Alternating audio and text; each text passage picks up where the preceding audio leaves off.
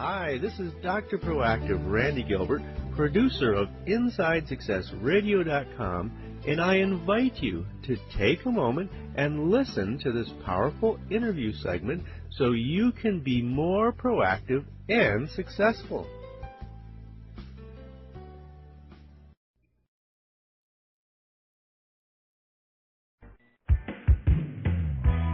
Let's return to the path to triumph with the Inside Success Show. Welcome back to the Inside Romance Success Show. This is Kevin Decker, host of the show, and today I'm talking with Kim Marshall, author of The Great Sex Secret. Kim, folks, if you're listening, this is the second segment of the show. If you skip the first segment, you may not have heard the disclaimer. We are talking about sex. We are going to be using clinical terms to describe sex, and if that makes you squeamish or uncomfortable, please stop listening now. But if you want to hear great information about how you can keep your intimate relationships passionate for the long term, please listen. Kim, let's start out with the biological challenges here. You talked a little bit about before the break the fact that we're just not physically designed for mutual satisfaction. That's certainly correct. In the early days of researching this book, I've been working on this book for 8 years now, doing a lot of reading, sharing drafts with people, from my wife, my children, as they grew up, became college age, and other friends, a circle of about 35 critical friends, and did more and more reading. It became blindingly obvious that our bodies are set up for one-sided sex. So, one question you might ask is, so what was God thinking? What was going on here? Is this a mistake? And in the end of the book, I come back to that and I say absolutely not. It's actually kind of a clever design. But what people have been dealing with through the ages for thousands of years is that if they go about it in a straightforward fashion, the man will be satisfied, the woman will be titillated, perhaps excited, but not really satisfied, and that's just unfair. So I think the starting place is to accept that and then deal with it. And the core of the book, chapter 6 in the book, is really about the 3 solutions that couples have worked out over the years, I think with very, very little help from the experts, because the experts have not started off putting that one on the table. Look, guys, this is the way it's going to be unless you communicate, unless you talk to one another, unless you really understand that you got to do more than straightforward sex. It is just doing a little bit more, and it's probably not a lot more.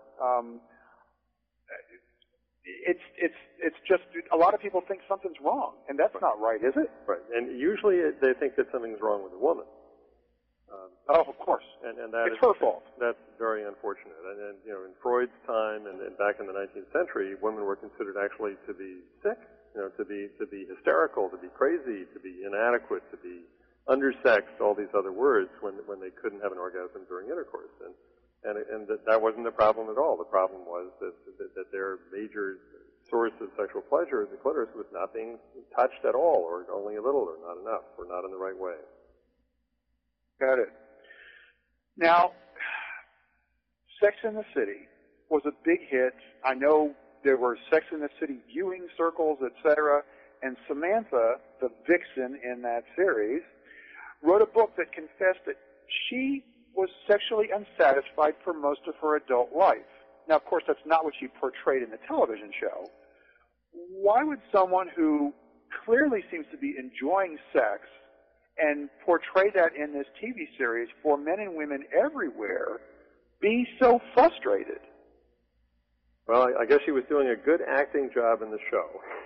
and that's the problem. In almost every portrayal you see of sex, on television, in movies, and in pornography, it appears to be this effortless thing for the woman. Look, ma, no hands.